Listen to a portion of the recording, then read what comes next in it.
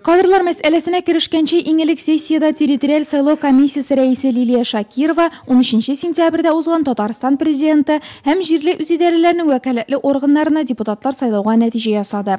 Көн тәртибенә кертелгән икенче мәсьәлә Нурлат муниципаль районы башлыгын сайлау турында иде.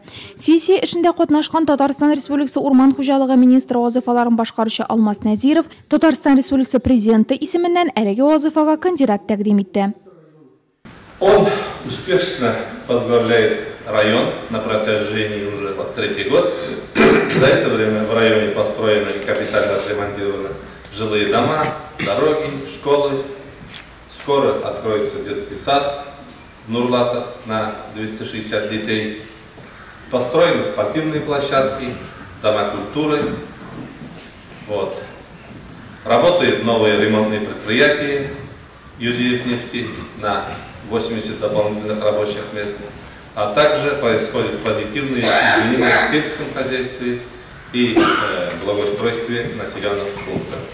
Ул тәкъдим иткән кандидатураны Бердәм Россия партиясе фракциясе җитәкчесе Надежда Егорова, Якушкина авыл җирлегеннән депутат Дамир Ишкиниев та яклап чыкты. Яшерен тавыш бирү процедурасы нәтиҗәсендә район советы абсолют тавыш җыйган Равил Кузюровны Нурлат муниципаль районы башлыгы итеп сайлады.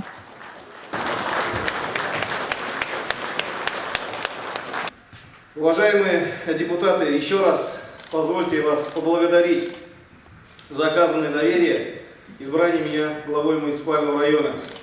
Отдельные слова благодарности президенту нашей республики Рустаму Нургалиевичу Минниханову за ту ощутимую поддержку, за то доверие, которое мы испытываем каждый день. Нам предстоит большая работа, стоят большие задачи перед нами. Насколько бы мы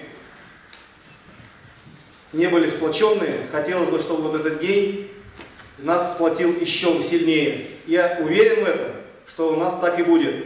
Шунда ук Иске Әлмәт авыл җирлегеннән депутат Флора Ногыманова район башлыгы урынбасары итеп сайланды. Ә Марина Ибрахимова район контроль хисап палатасы рәисе итеп билгеләнде.